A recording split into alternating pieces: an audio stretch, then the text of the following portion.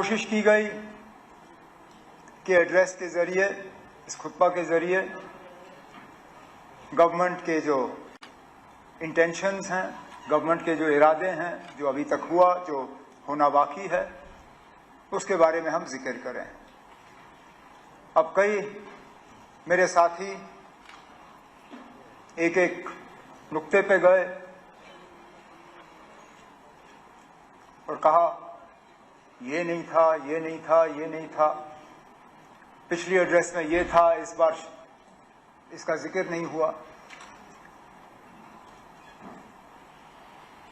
Speaker साहब, government एक address से दूसरी एड्रेस तक नहीं चलता। गवर्नमेंट 5 साल इन कंटिन्यूएशन चलता है। 4 महीने पहले इसी हाउस के सामने एलजी साहब ने पहला अपना खुतबा पेश किया। ज्यादातर बातें उसमें हुई। अब ये जरूरी नहीं है कि जो बातें 4 महीने पहले की गईं उन्हें दोबारा भी दोहराया जाए। पहला खुतबा देखिए, ये देखिए, ये इन कंटिन्यूएशन होता है, ये इन एडिशन होता है। ये खुतबा 4 महीने वाले पहले को रिप्लेस नहीं करता, उसको ऐड कर देता है। तो मेरे वो साथी जो ये तासुर शायद पैदा कराने की कोशिश कर रहे हैं, जनाब हम कुछ चीजों पर अचानक खामोश हो गए, हमने कुछ चीजों का जिक्र नहीं किया, शायद 4 महीने पहले किया था लेकिन अब नहीं किया क्योंकि अब किसी ने कहा ये कोई प्रेम पत्र है। अब अगर हमने प्रेम पत्र लिखना होता हम पहले खुतबे में लिखते। मकसद ये था कि शुरुआत वहां से हुई, इसमें हमने और इजाफा किया। जब अगले साल, मैं उम्मीद करता हूं उस वक्त गवर्नर होंगे, जब उस वक्त गवर्नर साहब का खुतबा होगा और इजाफा होगा और अगले 5 साल तक ये सिलसिला चलता रहेगा। तो इसलिए मेरे जो सीनियर साथी श्यामलाल शर्मा जी पेजेस गिन रहे थे कि आप उसमें इतने पैरा थे तो इसमें इतने पैरा हैं, उसमें इतने पेज तो इतने पेज। कागज बचाने का मेरा इरादा नहीं था। अगर कागज बचाने का ही होता तो हम फटाफट वो ई गवर्नेंस के जरिए आप तक पहुंचा देते। थोड़ी सी आपको हम राहत पहुंचाने की कोशिश कर रहे थे, इस बात का एहसास रखते हुए कि अगर एलजी साहब का खुतबा हम 1-1.5 घंटा रखते आपको सुनना पड़ता। अब कल ठीक इसी जगह लगभग 11-11:15 बजे आपको फिर मेरा ही भाषण सुनना होगा, कोई 2-2.25 घंटे, वो भी अंग्रेजी में। तो हमने सोचा ना, जब गवर्नर साहब ने 4 महीने पहले इतना लंबा सारा खाका आपके सामने खींचा, तो इस बार इसको थोड़ा कंसाइज करके बाकी बातें हम बाद के लिए रखेंगे। तो इसमें ऐसी कोई बात नहीं है कि हम अपना एजेंडा निकाल रहे हैं या किसी चीज पे हम खामोश रहना चाहते हैं। अब कई सारे साथी इस तरफ से भी, ऑपोजिशन के बेंचेस की तरफ से भी डेवलपमेंट के हिसाब से बातें आई, कुछ सवाल आए, कुछ चीजों का जिक्र हुआ। अब मैं दोबारा ये बात दोहराऊंगा कि इस बात का एहसास रखते हुए कि कल उन्हीं चीजों पे बजट के दौरान मुझे बात करनी होगी, उसके ठीक बाद ग्रांट्स पे सिलसिला शुरू होगा, उस पे भी बहस होगी। मैं हाउस का वक्त नहीं लेना चाहूंगा और एक एक डेवलपमेंट की चीज को जो है यहां पे बात करें। कल बजट के सिलसिले में शुरू हो ही जाएगा और आने वाले कुछ दिनों पे हर इशू जो यहां ऑनरेबल मेंबर ने टच किया, हर महकमे को लेके, उन पे हम जो है अपना जवाब दे देंगे।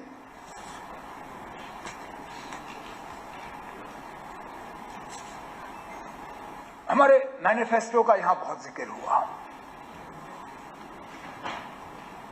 बहुत सी बातें आई मैनिफेस्टो को लेके।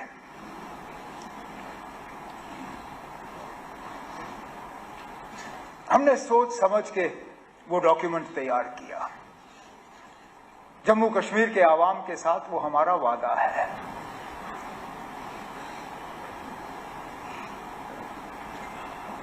हमने जब ये मैनिफेस्टो लोगों के सामने रखा, हमने उन्हें ये कहा कि हम आपसे 5 साल का मौका मांग रहे हैं। हम इस 5 साल के दौरान ये तमाम चीजें करके अपने आप को आपके सामने पेश करेंगे। मैं आज इस हाउस में जम्मू कश्मीर के लोगों को यकीन दिलाना चाहता हूं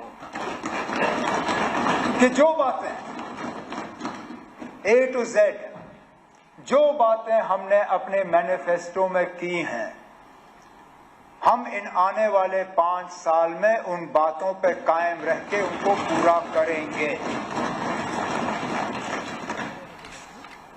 उनमें जो कैदियों के हवाले से बात हुई, अब मैं इसमें सियासत में उलझना नहीं चाहता हूं, नहीं तो बहुत कुछ कहा जा सकता है इन कैदियों के बारे में, जिन पे 2016 में केस लगे थे और उनसे केस वापस लेने के वादे हुए जो फिर नहीं हुआ।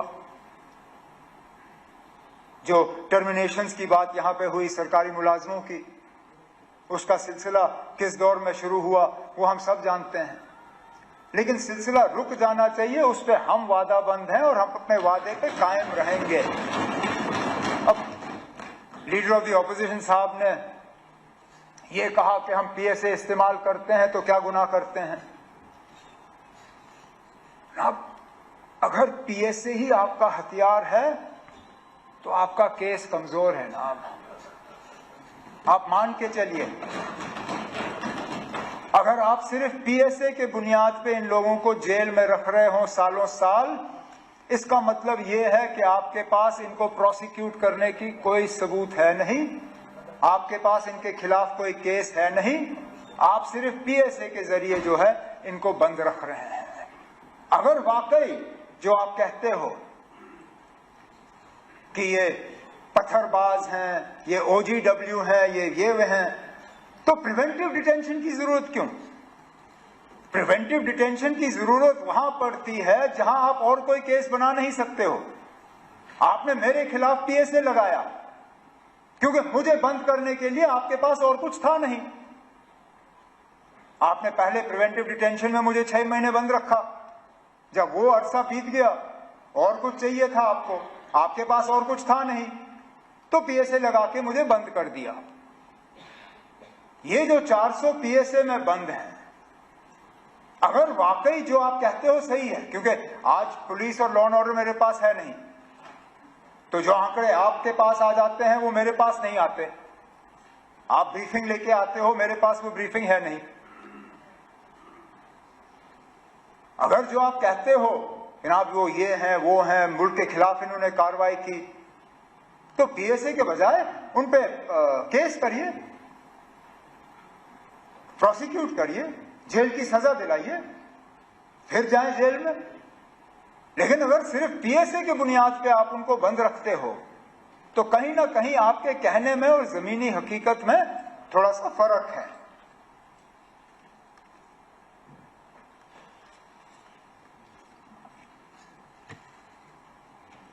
$370 के हवाले से बहुत बात हुई। मैं फिर honourable leader of the opposition की तकरीर के हवाले से ही बात करूंगा। कहा कि 370 को लेके हम हाउस का टाइम जाया करते हैं, लेकिन जितना हमने 370 पे बात की उससे ज्यादा तो शायद उस तरफ से बात आई। हर तकरीर में 370 को हटाने की जस्टिफिकेशन वहां से आई।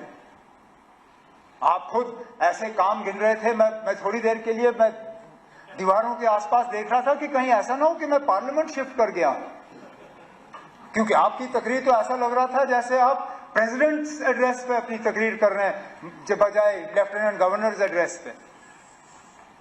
यहां के काम गिनने के बजाय आप दिल्ली की हुकूमत, मरकजी हुकूमत के काम गिन रहे थे।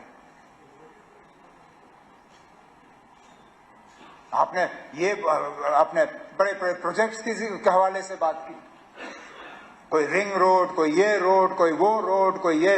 मैं आपसे सिर्फ एक सवाल पूछता हूं ना, मुझे ये बताइए, इनमें से कौन से ऐसे काम हैं जो बिना 370 हटाए नहीं मुमकिन होते?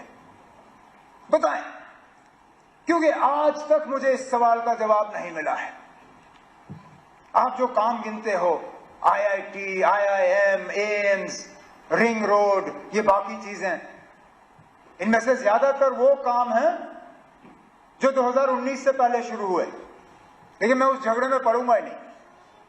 मैं आपसे ये पूछता हूं ना, मुझे बताइए वो कौन सा ऐसा डेवलपमेंट रिलेटेड काम हुआ है जो 370 हटने से पहले मुमकिन नहीं था? डेवलपमेंट के लिहाज से कौन सी बेहतरी आई? अब चलिए, आज आप कहेंगे आपको इस पे जवाब देने का मौका नहीं मिला, चलिए बजट में जब आप तकरीर करेंगे, कम से कम उस वक्त मुझे बताइए ना, कोई ऐसा एक प्रोजेक्ट बताइए मुझे जो बिना 370 हटाए हुए यहां मुमकिन नहीं होता। मैं भी अपनी जगह समझ जाऊं कि ना वाकई शायद कोई बहुत बेहतरी या तरक्की आई है।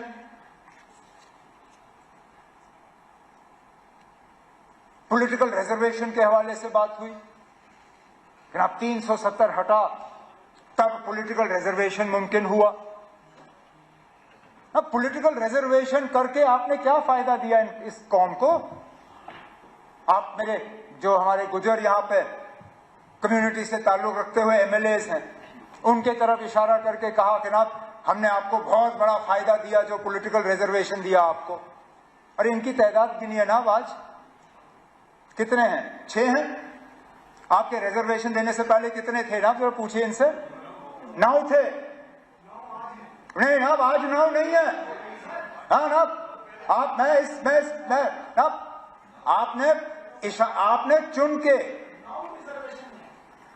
आपने चुन के गुजर कम्युनिटी को कहा, आप थे ना, आपने इनको कहा, आपने अब आप अपनी बात को दूसरे अंदाज में पेश करेंगे, लेकिन मैं हाउस में मौजूद था।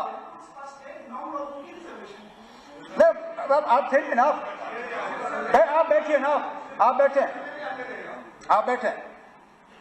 आपने उस वक्त हमारे तरफ उंगली करके ये कहा कि इन लोगों ने आपको, मतलब गुजरों को, ST का दर्जा देने के बाद भी पॉलिटिकल रिजर्वेशन नहीं दी। ये कहा आपने ये नहीं कहा कि हमने 9 सीटें पॉलिटिकल रिजर्वेशन दी। आपने गुजर कम्युनिटी को कहा कि आप लोगों को ST का दर्जा मिला था, लेकिन इन लोगों ने आपको पॉलिटिकल रिजर्वेशन नहीं दी। उसके बुनियाद पे मैं आपसे पूछता हूं ना कि पॉलिटिकल रिजर्वेशन देके आपने फायदा क्या दिया? उस वक्त 9 थे, अब 6 हैं। अब आप कहोगे पहाड़ियों की आबादी बढ़ गई, यहां तादाद बढ़ गई, लेकिन इसमें से 2 तो मेरे साथी ऐसे हैं जो ओपन सीटों में जीत के आ गए, तो कोई ऐसा तूफान नहीं। तो मैं फिर इस बात पे आता हूं ना कि 370 हटाने के बाद कौन सा ऐसा करिश्मा हुआ जिसकी बुनियाद पे आप कहोगे जनाब कि जमीन आसमान का फर्क पड़ा, बहुत फायदा हुआ लोगों को। फिर आपने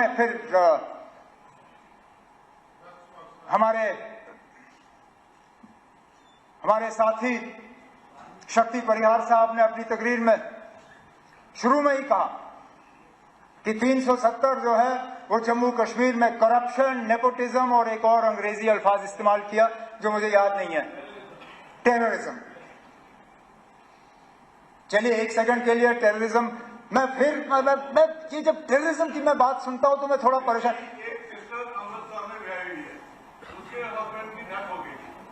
वो हमारी प्रॉपर्टी को नहीं दे सकती थी, मैं आ रहा हूं उस बात पे, मैं उस बात पे भी आ जाऊंगा,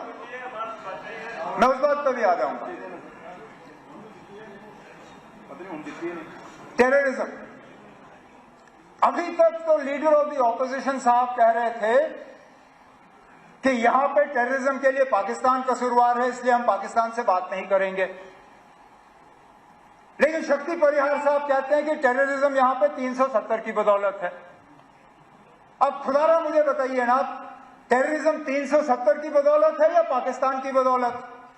अगर टेररिज्म 370 की बदौलत है तो फिर पाकिस्तान से बातचीत के लिए आपको एतराज क्यों?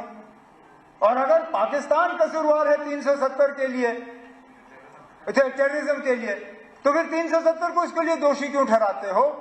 और 370 को हटाने के बाद जो बिलखसूस जम्मू में टेररिज्म बढ़ी, उसके लिए कौन कसूरवार?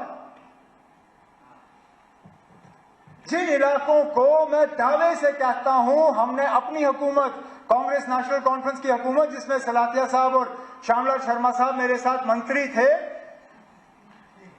इतना बड़ा जम्मू का हिस्सा हमने पूरा जी टेररिज्म से मुक्त किया था। पूछिए इनसे, कम से कम इस बात पर तो ये इनकार नहीं कर सकेंगे।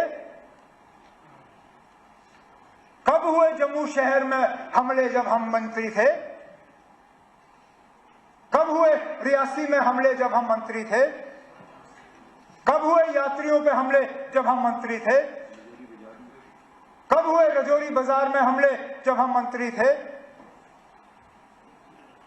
नहीं हुए। मैं गिनना नहीं चाहता हूं, नहीं तो गिनने की, अगर मैं गिनना शुरू कर गया तो फिर कोई एंड नहीं होगा इसका। लेकिन मेरा कहने का मतलब यह है ना, अगर अकेले 370 ही जम्मू कश्मीर में टेररिज्म के लिए जो है कसूरवार है, तो हटाने के बाद बंद हो जाना चाहिए था। नहीं हुआ ना, तो इसमें भी fail,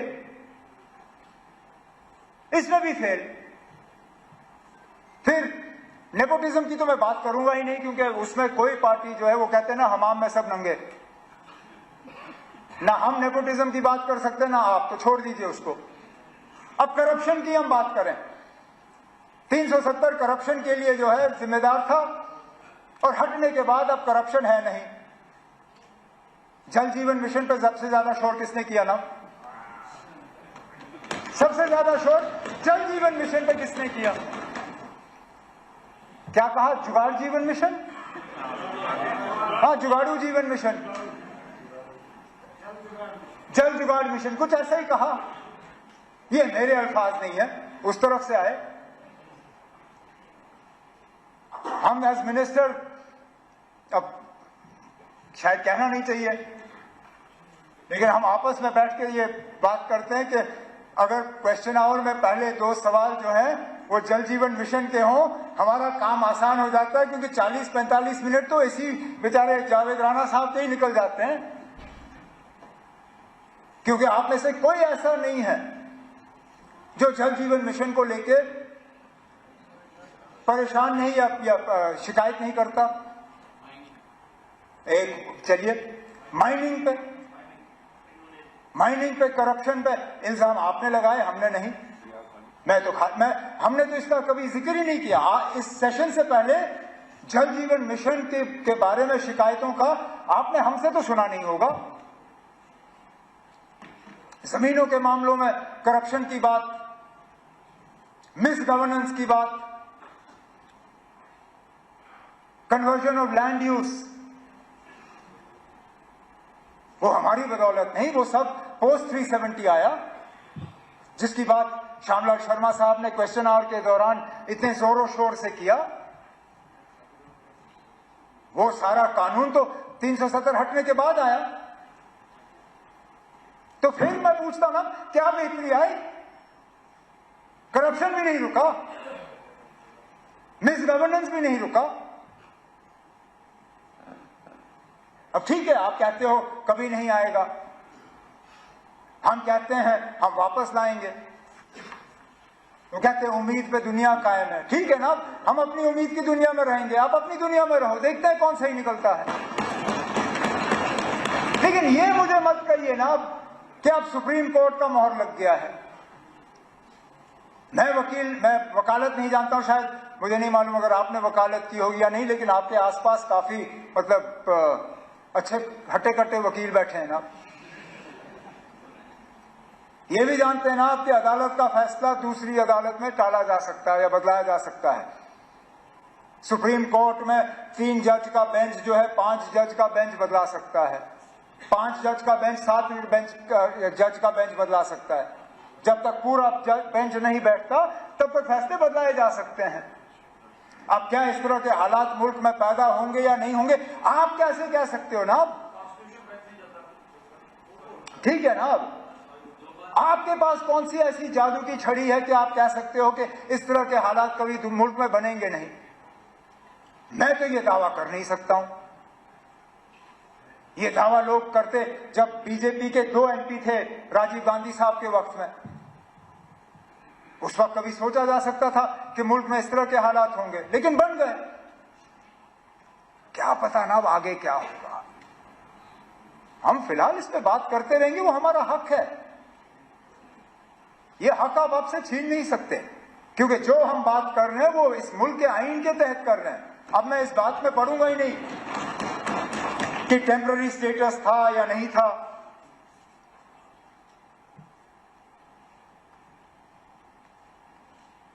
leader of the opposition साहब ने महाराजा साहब के हवाले से कहा कि हम बार बार उनका इंसल्ट करते हैं, अपमान करते हैं। हमारे तरफ से तो कभी नहीं हुआ। एक जगह बताइए ना आप जहां पे महाराजा साहब की लेगेसी को हमने कहीं जख्म पहुंचाया हो, कहीं नाम बदलाया हो, बताए ना कहीं पर भी। मेरे हुकूमत में, कांग्रेस की हुकूमत में, मेरे वालिद साहब की हुकूमत में, जब PDP और कांग्रेस की हुकूमत थी तब, बताए ना आप कहीं पे हमने नाम बदले? प्रताप सिंह पार्क आज भी प्रताप सिंह पार्क, SMGS अस्पताल आज भी SMGS अस्पताल, SMHS अस्पताल आज भी SMHS अस्पताल। कहीं सड़कों का नाम नहीं, कहीं पे भी नहीं। लेकिन मुझे बताइए ना आप, महाराजा साहब के जो अगर हम विरासत देखें तो दो सबसे बड़ी चीजें क्या थी? एक जम्मू कश्मीर रियासत, वही देगा ना हमें विरासत में। ये रियासत बना के उस रियासत का आपने क्या हाल किया ना? बताए ना आप, ये कहने की बात है। ये छोड़िए ना, छोड़िए। और वो दिल्ली ने किया ना, वो आपने नहीं किया, वो मरकज की हुकूमत ने किया ना। वो क्या हुआ?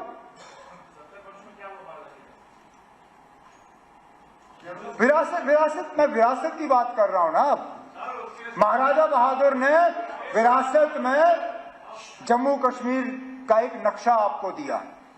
चलिए, एक हिस्सा पाकिस्तान के पास में, उस पर भी आज फॉरेन मिनिस्टर साहब ने कहा कि हम वापस लेके आएंगे। किसने रोका? मुझे बताइएगा, किसने रोका? हमने कभी कहा कि मत लाओ? कभी कहा? हम कहते हैं अगर लाना है तो लाइए। अच्छा, यहां पे तकरीरों में कांग्रेस को आड़े हाथों लिया गया। आपने हाजी पीर छोड़ा, आपने ये छोड़ा, आपने वो छोड़ा। खुद बताइए ना, जब करगिल का वार हुआ क्या वापस लाया? वो मौका था ना, लाते। मौका मिल गया था, बहाना था आपके पास। पाकिस्तान ने हमला किया था, अगर लाने का इतना शौक था उस वक्त लाते, नहीं लाए। चलिए कोई बात नहीं, उस वक्त नहीं हो पाया। आज अगर ला सकते हो लाइए ना। हम में से कौन सा ऐसा है जो कहे ना लाए? ला सकते हो तो लाइए। लेकिन उसके साथ साथ जब आप वो नक्शा देखते हो ना जम्मू कश्मीर का, उसमें जम्मू कश्मीर का एक हिस्सा पाकिस्तान के पास है, ठीक, लेकिन एक हिस्सा चीन के पास भी है। उसकी बात क्यों नहीं होती? उसका जिक्र क्यों नहीं होता? जब आप लाएंगे ना, मेहरबानी करके जब ये थोड़ा सा हम पे एहसान करिए, जब उस तरफ का लाएंगे तो जो चीन के पास है ना वो भी लाइएगा। लेकिन चलिए, वो दो हिस्से जो चले गए वो छोड़ दीजिए। जो महाराजा साहब ने जम्मू कश्मीर का नक्शा बनाया था उसके भी आपने दो हिस्से किए, लद्दाख को अलग किया। अब आप कहते हो लद्दाख के लोग ये चाहते थे। कभी पूछा आपने उनसे? कभी मालूम करने की कोशिश की?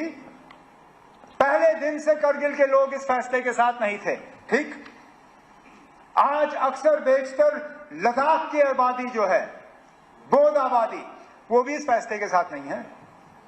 आज जिन लोगों ने 5 अगस्त 2019 को मिठाइयां बांटी थी, आज वो भी कहते हैं कि शायद इससे बेहतर तो हमारी हालत जम्मू कश्मीर के साथ ही बेहतर थी। तो पैदल आए लेह से दिल्ली अपने हकूक हासिल करने के लिए, तो वो विरासत का जो हमें मिला था वो भी नहीं रहा। और विरासत में महाराजा साहब क्या छोड़ गए हमारे लिए?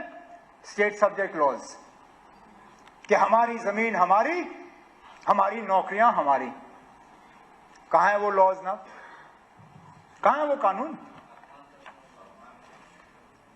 आज आपकी जमीन पे आपका क्या हक है ना? कोई भी आके ले लेगा। आज आपकी नौकरियों पे क्या हक है आपका? इससे अच्छा तो हिमाचल का हाल है। हिमाचल में फैक्ट्री लगती है तो वहां कानूनन 70% जो है मुलाजिम हिमाचल के होने हैं। वहां अगर होटल लगता है तो 70% मुलाजिम हिमाचल के होते हैं। आप बताइए ना कौन सा ऐसा कानून यहां पे है? तो जब महाराजा साहब का नक्शा आपने नहीं रखा, जब महाराजा साहब का स्टेट सब्जेक्ट का कानून आपने नहीं रखा, तो हमने अपमान किया या आपने किया?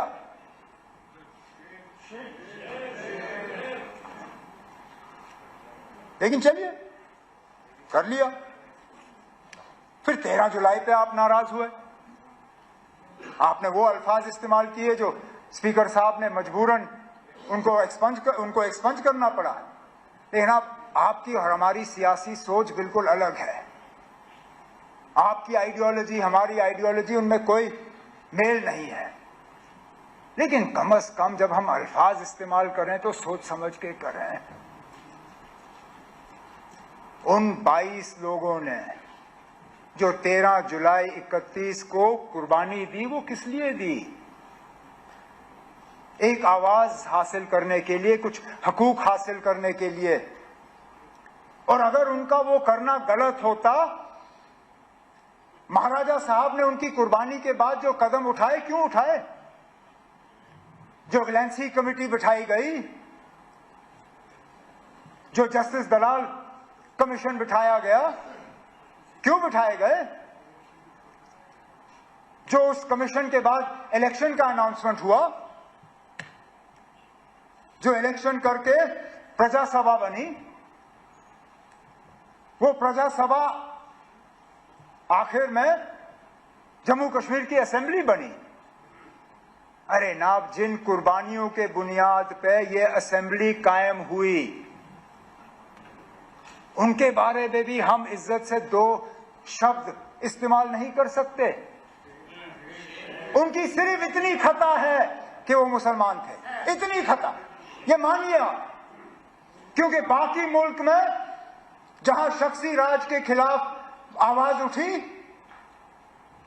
वहां पे किसी ने उनको गद्दार नहीं कहा। लेकिन यहां पे क्योंकि वो मुसलमान थे और जमहूरियत के लिए लड़ रहे थे, हमारे मुंह से उनके बारे में इस तरह के अल्फाज कितनी आसानी से निकलते हैं।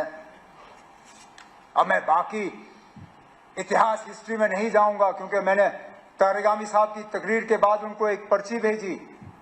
मैंने कहा ना, आपने तो मेरी आधी तकरीर मुझसे ले ली, जो आपने पूरा हिस्ट्री का हमें यहाँ पे सुना दिया, तो मैं उसी को अपनी तकरीर समझ के तारिगामी साहब की बात जो है उसको ओन करता हूं। लेकिन अब ये मानिए आप, चाहे आप 13 जुलाई की छुट्टी रखें ना रखें, चाहे आप 5 दिसंबर की छुट्टी रखें ना रखें, उन लोगों की कुर्बानियों को यहाँ के लोगों के दिलों से कोई निकाल नहीं सकेगा। आपको क्या लगता है ना, 5 दिसंबर की छुट्टी हटा के शेर कश्मीर का जो उनकी कद है वो कम होगी? अरे ना, अगर आपने हमसे पूछा होता, मैं अपनी मर्जी से वो छुट्टी छोड़ देता।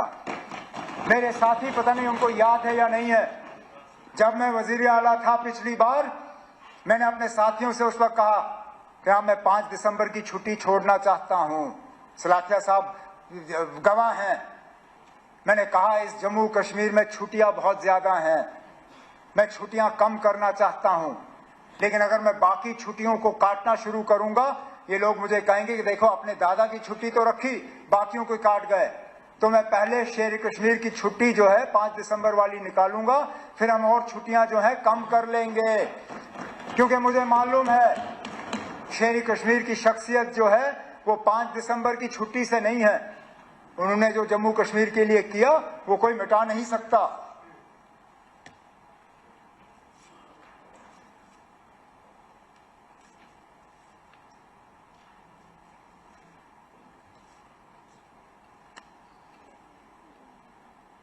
स्टेटहुड का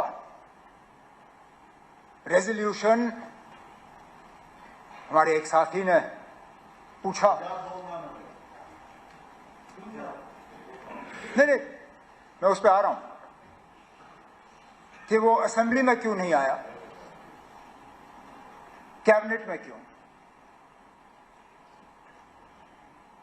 असेंबली में सिर्फ इसलिए नहीं लाया गया क्योंकि हमें तो ये शक था कि यहां पे कोई ऐसी पार्टी या कोई ऐसा शख्स नहीं है जो स्टेटहुड के हक में नहीं है।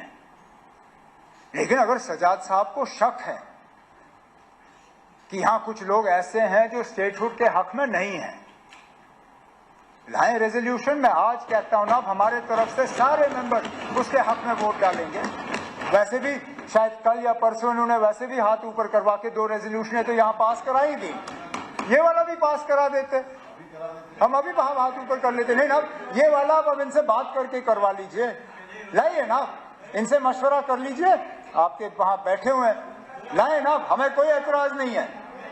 लेकिन उसके साथ साथ जब तक हमें स्टेटहुड वापस नहीं मिलता, तब तक गवर्नेंस पे क्लैरिटी के लिए जो बिजनेस रूल्स जो हैं उन्हें फ्रेम करने की जरूरत थी। अब बेशक थोड़ा वक्त लगा, लेकिन कल रात को कोई 8 बजे के आसपास हमने कैबिनेट की मीटिंग की, हमारे बिजनेस रूल्स जो हैं वो फ्रेम हो गए हैं, कैबिनेट ने उनको मंजूरी दी है। उस मंजूरी को अब लेफ्टिनेंट गवर्नर साहब के पास भेजा हुआ है और उम्मीद की जा रही है कि उस पर जो है मंजूरी दिलवाई जाएगी, ताकि कम से कम जब तक ये सिस्टम जो है हमारा है, मैं तो मान के चल रहा हूं कि टेम्पररी है, लेकिन जब तक है ठीक तरह से चलना चाहिए, कोई कंफ्यूजन की गुंजाइश रहनी नहीं चाहिए। वो कंफ्यूजन कम हो, उसके लिए ये जो बिजनेस रूल्स हैं ये चलें आगे तो अच्छा है।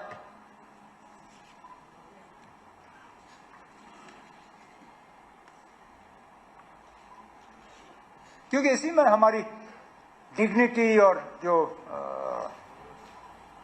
रिस्पेक्ट ऑफ द इंस्टीट्यूशन, जिसके हवाले से श्यामलाल शर्मा जी ने सुबह भी बात की, अपनी तकरीर में भी कहा, आधा तो हमारी डिग्निटी तो इस स्टेटहुड के जाने से ही चली गई ना। इससे पहले जब एमएलए थे, वारंट ऑफ प्रेसिडेंस में आपका क्या नंबर था ना? आज क्या नंबर है? हाँ, आज क्या है? आज पता नहीं हम कहीं खाते में है भी या नहीं। मेरा नंबर है चीफ मिनिस्टर, जब मैं इससे पहले यहां खड़ा था मैं यूनियन कैबिनेट मिनिस्टर के बराबर था, अपनी रियासत में तो यूनियन कैबिनेट मिनिस्टर से भी ऊपर। आज तो पता नहीं मैं एमओएस के नीचे कहीं घूम रहा हूं। तो dignity end of the institution और ये सारा, ये भी इसमें जुड़ा हुआ है, तभी तो हम लड़ रहे हैं ना। अब ये स्टेटहुड की लड़ाई हम अपने लिए नहीं लड़ रहे हैं, ये मेरी अपनी लड़ाई नहीं है, ये जम्मू कश्मीर के फायदे के लिए लड़ाई है। क्योंकि जो चीजें हम करना चाहते हैं उनमें से कई सारी ऐसी चीजें हैं जिनको अमली जामा हम तब पहना पाएंगे, जिन चीजों को वापस लेने की जरूरत है, जिन चीजों को बदलने की जरूरत है।